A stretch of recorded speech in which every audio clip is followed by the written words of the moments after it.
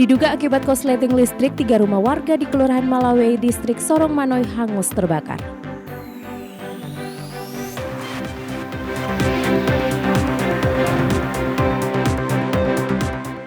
PT Pelayaran Indonesia Persero atau PELNI telah menerima edaran pemerintah terkait larangan mudik.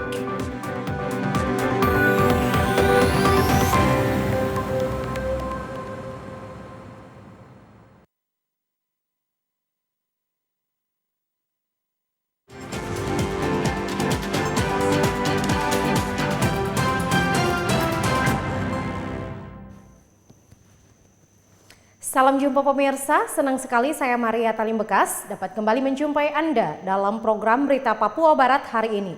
Sejumlah informasi di Papua Barat akan kami hadirkan untuk Anda. Inilah berita selengkapnya. Pemirsa, diduga akibat korsleting listrik, 3 rumah warga di Kelurahan Malawei, Distrik Sorong hangus terbakar pada Rabu siang.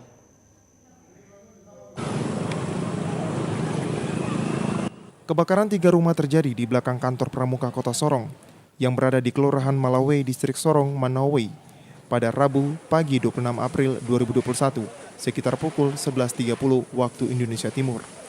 Peristiwa kebakaran tersebut menjadi perhatian masyarakat yang melintas di Jalan Ahmad Yani, tepatnya di Jalan Baru. Menurut saksi mata menuturkan sumber api berasal dari sebuah rumah milik Ibu Darti, sehingga api menyebar menghanguskan 3 rumah. Sejumlah barang milik korban kebakaran tidak terselamatkan. Jen menambahkan kejadian kebakaran itu sangat cepat karena kondisi angin kencang sehingga membuat kobaran api dengan cepat menyebar. Kita jam setengah 11 tadi kakak. Pada saat saya lagi ada sambil mau masak, saya sudah dengar bunyi petikan. Tapi ada ibu sudah kata dia minta tolong. Jadi ibu masih sendiri. Saya pas angkat buka tuh sudah dari dia punya di bawah punggung rumah tuh sudah api sudah mulai nyala pelan-pelan. Jadi saya kata dia tolong ada kebakaran, tapi di rumah ada yang datang. Sudah saya lompat di sebelah, saya ke sebelah kasih bakarnya di bawah sebelah situ. Mereka lagi ikut ke sana tolong telepon pemadam kak karena ini terbakar karena tiba-tiba korslet besar di rumah Panggung Putih. Dan dia punya plafon itu sudah mulai terbakar. Seperti itu. Ada berapa rumah yang ada lihat tadi terbakar? 1 rumah aja yang dia pertama terbakar. Tadi api berawal dari situ? Berawal dari rumah itu, dari rumah Putih. Dia terbakar dari belakang merayap sampai ke rumah kos sebelah lagi, rumah kedua. Kepala Dinas Pemadam Kebakaran dan Penyelamatan Kota Sorong Ridwan Iribaram mengatakan setelah pihaknya mendapatkan laporan warga, 5 unit mobil pemadam kebakaran dikerahkan menuju TKP. Lebih lanjut kata Ridwan, dalam proses pemadaman tersebut tidak ada kendala. Namun laporan kejadian kebakaran dinilai lambat sehingga petugas tiba di lokasi mengalami keterlambatan. Kami dapat informasi kita jam 10. Jadi begitu jam 10 langsung kami bergerak ke sini, Pak. Berapa unit Pak yang? Ada 2 unit. Ada 2 unit yang kami turunkan. Dengan personil ada 15 orang. Sejauh ini kendala kok? Ada kendala? Sebenarnya tidak ada kendala, Pak. Cuma hanya laporan masuk terlambat dan kita tahu juga baru jam 10. Jadi tidak ada kendala, hanya terlambat informasi, Pak. Dari kejadian kebakaran itu, polisi masih melakukan penyelidikan terkait penyebab kebakaran yang diduga berasal dari korsleting listrik. Dari Sorong, Mikal Jasman, TVRI Papua Barat melaporkan. PT Pelayaran Indonesia Persero atau PELNI telah menerima edaran pemerintah terkait larangan mudik. Untuk itu mulai tanggal 6 Mei mendatang PT PELNI tidak lagi menjual tiket. Sesuai surat edaran dari PT PELNI Persero terkait pemetaan larangan mudik, mulai tanggal 6 Mei mendatang, penjualan tiket melalui aplikasi dan travel ditutup sementara. Penjualan tiket hanya dilayani di loket penjualan kantor PELNI Sorong. Kepala PT PELNI Persero Sorong Muhammad Israr Sultan dalam keterangan pers kepada sejumlah awak media mengatakan jadwal kapal yang sebelumnya pada tanggal 22 sampai 25 April pihak PELNI hanya membatasi jumlah 50 hingga 70% sesuai protokol kesehatan COVID-19. Dari jumlah tersebut tidak ada peningkatan arus mudik yang terjadi di Kota Sorong. Muhammad menjelaskan mulai tanggal 6 Mei PT PELNI tidak lagi menjual tiket. Namun operasional kapal PELNI khusus melayani logistik dan tidak melayani penumpang. Sementara untuk 5 kapal rintis yang home base-nya di Sorong operasionalnya untuk melayani logistik. Hal itu sesuai keputusan rapat dengan gugus tugas COVID-19 Papua Barat bersama Perhubungan Laut. Dari PTPL ini yang dari tanggal 22 itu ada beberapa kapal, dan 22 dan 25 itu. Cuman untuk di Pelabuhan Sorong sendiri animo daripada pemudiknya itu masih normal-normal saja, dan tetap kami melakukan daripada protokol kesehatan dan sesuai dengan pembatasan yang di atas kapal itu 50 sampai 75%. Dan untuk mulai tanggal 6 Mei kami juga dari PTPL ini tidak melakukan penjualan tiket, dan kapal tetap yang memasuki Pelabuhan Sorong itu ada 5 unit, tetapi tidak hanya melayani daripada logistik saja. 5 kapal itu yang memasuki Pelabuhan Sorong, tetapi hanya melayani logistik dan tidak melayani penumpang. Muhammad menambahkan puncak arus mudik di Sorong diprediksi tanggal 22 April, namun tidak ada lonjakan penumpang. Lebih lanjut dikatakan Muhammad, hal itu dikarenakan kemungkinan para pemudik khawatir adanya aturan-aturan dari gugus tugas COVID-19 setelah mereka balik dari luar Papua. Puncak arus mudik kemarin kan kita prediksi itu tanggal 22. Nah, tapi rumahnya masih, mungkin masyarakat di sini udah paham juga, karena saya dengar info juga ada untuk mudik yang balik itu mungkin yang lebih bisa menjelaskan ini dari Satgas Covid, bahwa ada aturan-aturan setelah mereka akan kembali. Terus pelayanan penjualan tiket selama periode 22 April sampai 8 Mei secara online, website PLI Mobile, kontak center dan travel agent akan ditutup dan hanya dilayani di kantor cabang. Penjualan via online hanya dilayani kantor cabang. Penjualan via online dan travel agent kembali dibuka pada 19 Mei 2021. Dari Sorong, Mikal Jasman, TVRI Papua Barat melaporkan. Dalam rangka menjalankan roda organisasi pemerintahan di Kabupaten Manokwari, pimpinan OPD yang dijabat oleh pelaksana tugas segera diganti.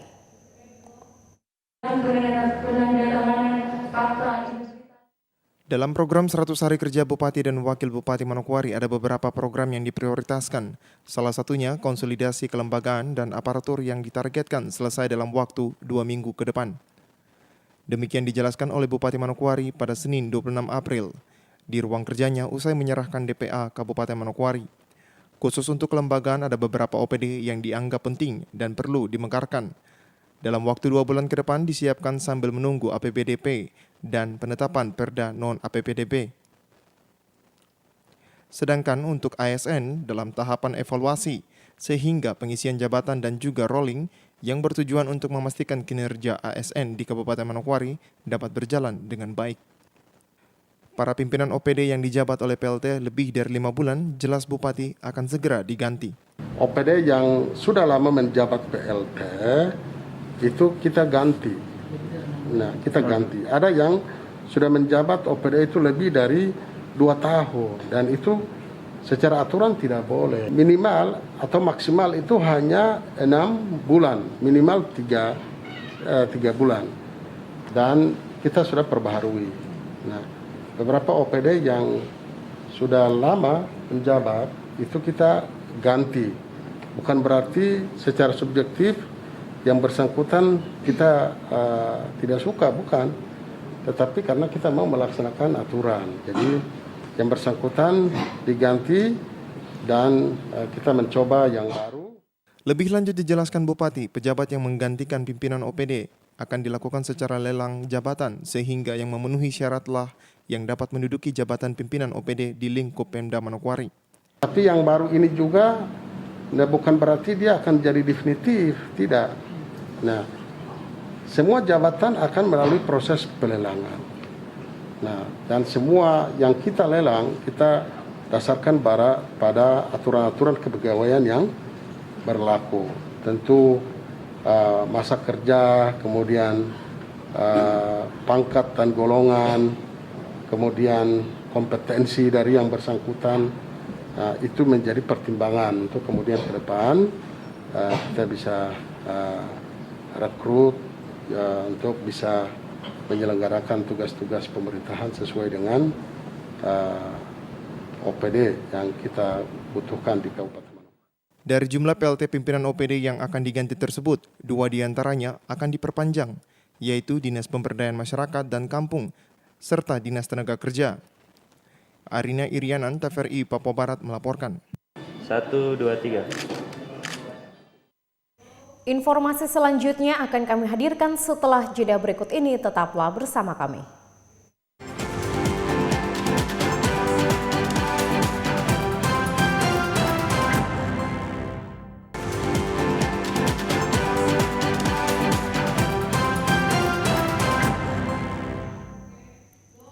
Terima kasih Anda masih bersama kami. Pemirsa, setelah dilantik sebagai Bupati dan Wakil Bupati Fakfak, program pertama yang akan dilakukan yaitu peningkatan ekonomi rakyat, evaluasi pemerintah dan juga pengembangan wisata di Kabupaten Fakfak.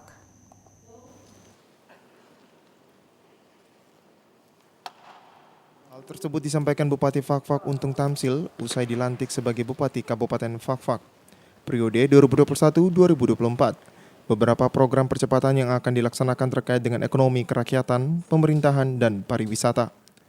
Kepada awak media, Bupati Untung Tamsil menjelaskan bahwa 3 bulan pertama lebih fokus pada program yang akan dilaksanakan, evaluasi internal pemerintahan agar roda pemerintahan dapat berjalan lebih maksimal, dan juga peningkatan ekonomi kerakyatan dengan dilaksanakannya proses verifikasi bagi seluruh masyarakat ekonomi kecil menengah, serta pengembangan pariwisata dengan meningkatkan beberapa tempat wisata. Kami setelah balik ada serah terima dulu pihak Bupati. Selanjutnya kami punya strategi untuk melaksanakan beberapa program kami. Di 3 bulan pertama 100 hari kerja, ada beberapa langkah-langkah yang segera kami laksanakan. Yang pertama dari sektor ekonomi real kita.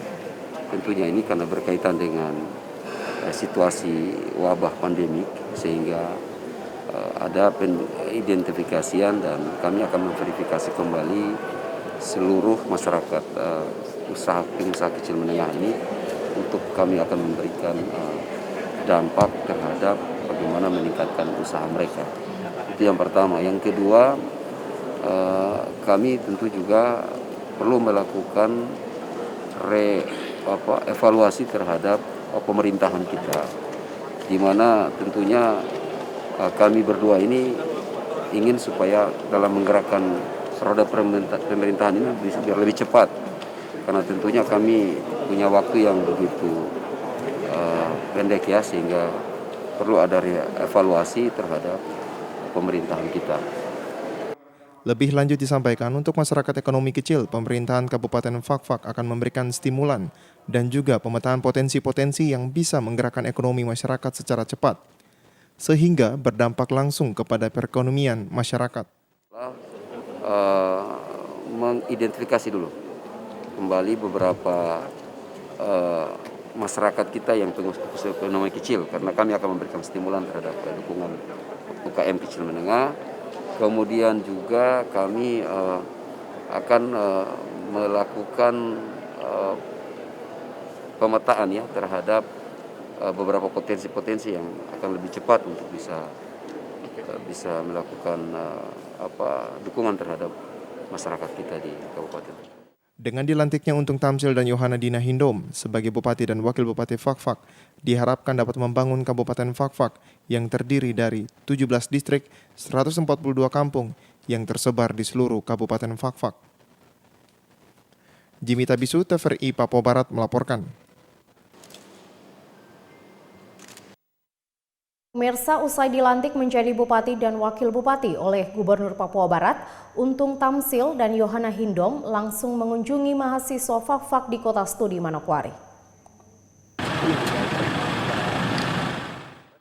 Kunjungan Bupati dan Wakil Bupati Fakfak ke asrama mahasiswa Fakfak di Manokwari merupakan kunjungan perdana usai dilantik oleh Gubernur Papua Barat Senin 26 April kemarin.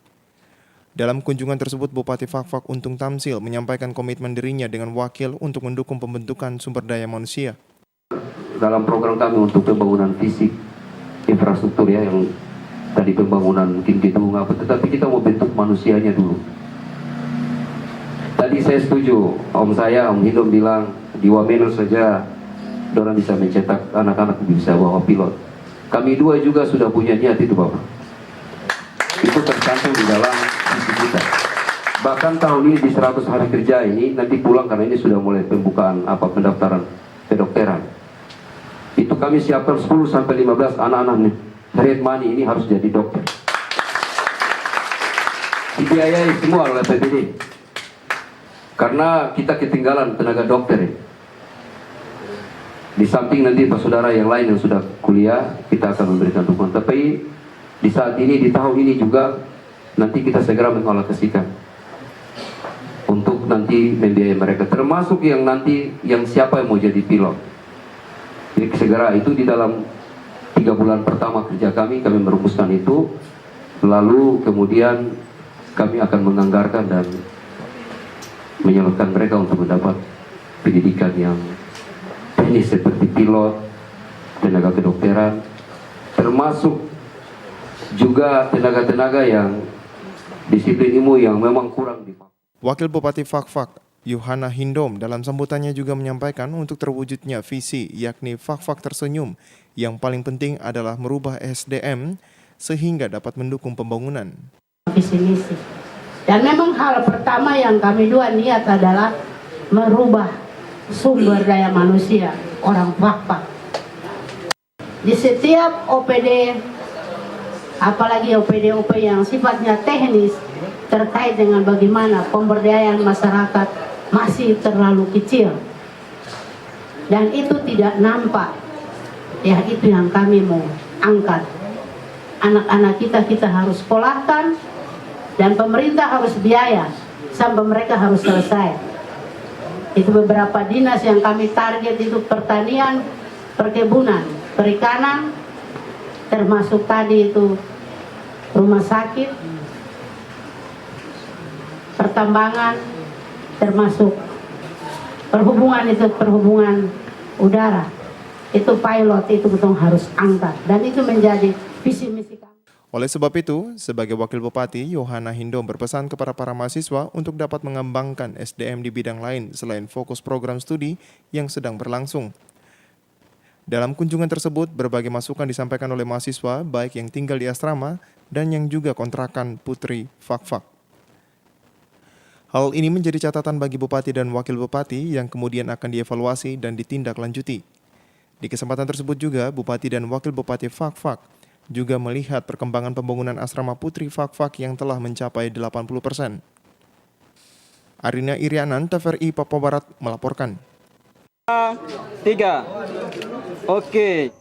Pemirsa, mengawali 100 hari kerja, Bupati Sorong Selatan Samsudin Anggiluli dan Alfonsesa akan melakukan kunjungan kerja ke 15 distrik untuk menyampaikan program-program prioritas sesuai janji kampanye.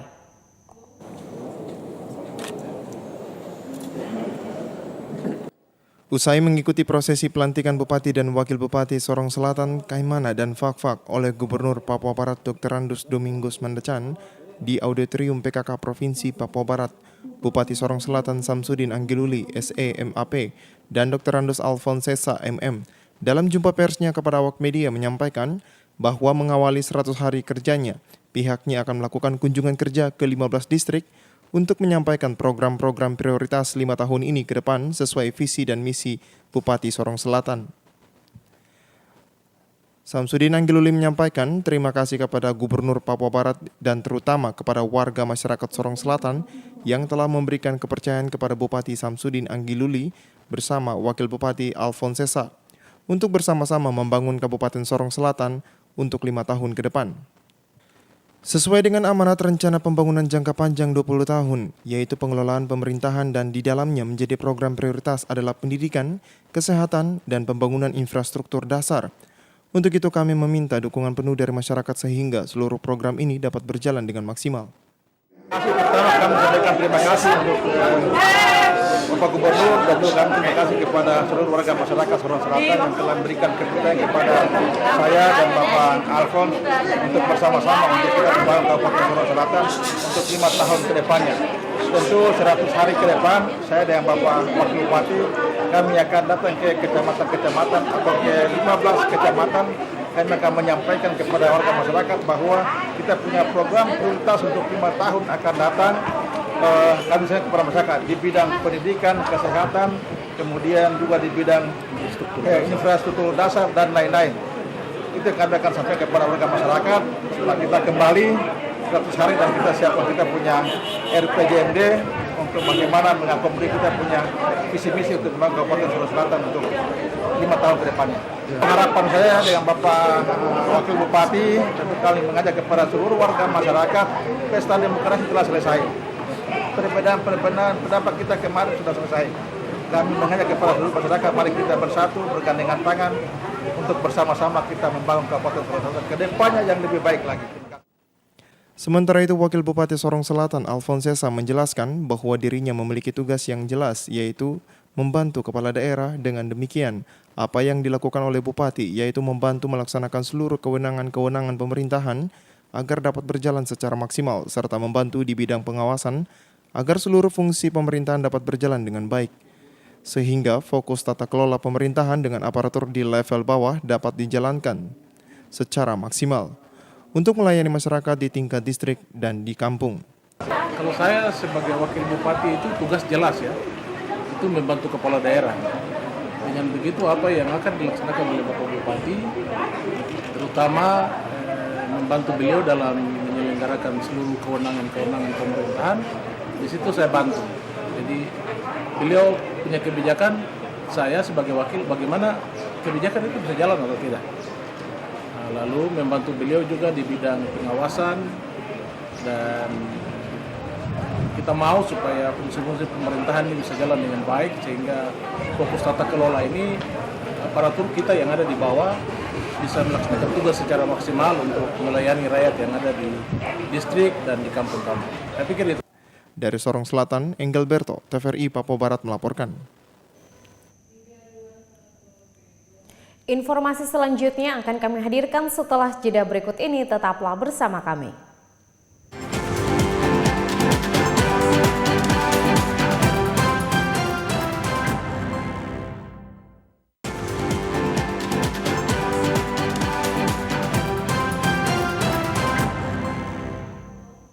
Terima kasih Anda masih bersama kami.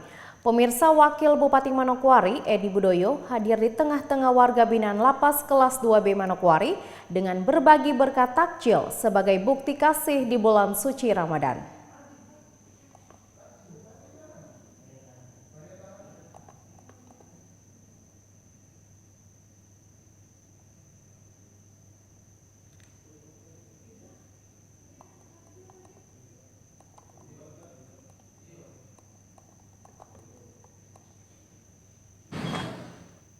Bulan Ramadan merupakan bulan suci yang penuh dengan berkah dan juga penuh ampunan bagi umat muslim.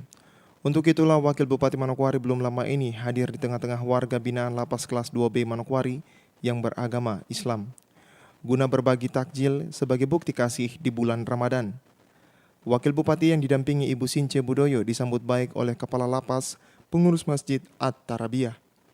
Kehadiran Wakil Bupati Edi Budoyo baik sebagai pemerintah dan juga pribadi di Lapas Kelas 2B Manokwari ini merupakan ungkapan syukur atas berkat yang didapatnya, sehingga selaku pemerintah dan juga pribadi berbagi berkat sangat penting di bulan suci.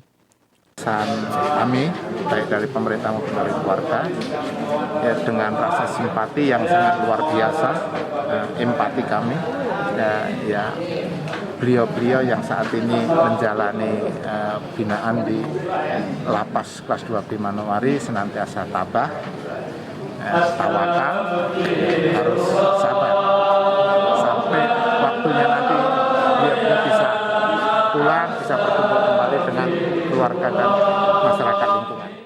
Kehadiran pemerintah dan juga secara pribadi di lingkungan Lapas Kelas 2B Manokwari tengah-tengah bulan Ramadan, Kepala Lapas Kelas 2B Manokwari, Julius Paat, mengapresiasinya karena hal ini merupakan bukti kehadiran dan juga kepedulian pemerintah kepada warga binaan Lapas.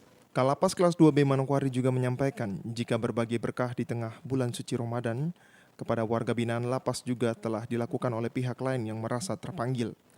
Untuk itu ia berharap warga binaannya, lebih khusus 86 yang beragama Islam, dapat memaknai bulan Ramadan dengan baik hingga menuju hari kemenangan yakni Idul Fitri. Arinya Irianan, TVRI Papua Barat melaporkan. Umat Muslim, baik untuk yang dari Lapas Manokwari.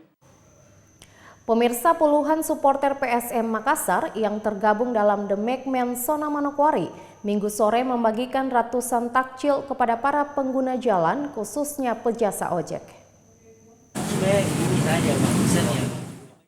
Aksi pembagian takjil gratis ini dilakukan puluhan supporter PSM Makassar yang tergabung dalam The McMahon Zona Manokwari Minggu 25 April kemarin. Bertempat di traffic light Haji Bawosi, supporter PSM Makassar itu membagikan ratusan takjil dengan turut melibatkan personil kepolisian dari Satuan Binmas Polres Manokwari. Adapun sasaran pembagian diberikan kepada pengendara motor, khususnya para pejasa ojek. Koordinator The McMahon Manokwari, Aris mengatakan kegiatan pembagian takjil gratis itu merupakan bentuk perhatian dan kepedulian terhadap sesama di bulan suci Ramadan. Lanjut dikatakan Aris, aktivitas pembagian ratusan takjil ini pun merupakan agenda yang dilakukan setiap tahun saat bulan Ramadan berlangsung. Sedangkan dananya berasal dari iuran para pengurus maupun anggota The McMahon Manokwari. Ini teman-teman dari The McMahon Zona Papua Barat ingin berbagi takjil buat masyarakat Kabupaten Manokwari yang ada sekitaran di sini, dan terkhusus buat rekan-rekan ojek yang beraktivitas dari pagi sampai sore hari. Aktivitas ini kami sudah lakukan setiap tahun dilakukan, mulai dari tahun kemarin sampai sekarang. Alhamdulillah, ini pun adapun bantuan ini ataupun takjil ini merupakan patungan atau iuran dari teman-teman The McMahon sendiri sebagai rasa peduli bersama Muslim yang ada di Kabupaten Manokwari. Demikian. Ada berapa banyak ini takjil jumlahnya? Jumlah yang kami bagi sekitar 200 lebih. Sementara itu, Kasat Binmas Polres Manokwari Ibtu Rahmat Al-Fitri menyebutkan pemberian takjil yang dilakukan oleh supporter The McMahon Manokwari ini merupakan satu kegiatan amal yang positif karena mereka turun langsung ke tengah-tengah masyarakat untuk berbagi di bulan suci Ramadan. Rencana kita, ya, apa yang menjadi tujuan kita, ya, kepada seluruh masyarakat yang ada di Manokwari, mudah-mudahan dalam rencana atau tujuan kita ini mendapatkan berkah, ya, dan merupakan amal, ya, untuk kita semua dengan senang hati, ya, dengan ikhlas kita turun di tengah-tengah masyarakat pada sore hari ini, ya. Mudah-mudahan dalam kegiatan kita semua bisa berjalan dengan lancar, aman. Aksi sosial pembagian takjil secara gratis di Manokwari juga diharapkan bisa terus berjalan dengan lancar dan aman. Jimmy Tabisu, TVRI Papua Barat melaporkan. Pemirsa, informasi tadi sekaligus menutup jumpa kita dalam program Berita Papua Barat hari ini. Kami tetap mengajak Anda untuk selalu mengikuti protokol kesehatan agar bersama semua pihak dapat memutus mata rantai penyebaran COVID-19. Atas nama kerabat kerja yang bertugas, saya Maria Talim Bekas mengucapkan terima kasih atas kebersamaan Anda dan sampai jumpa.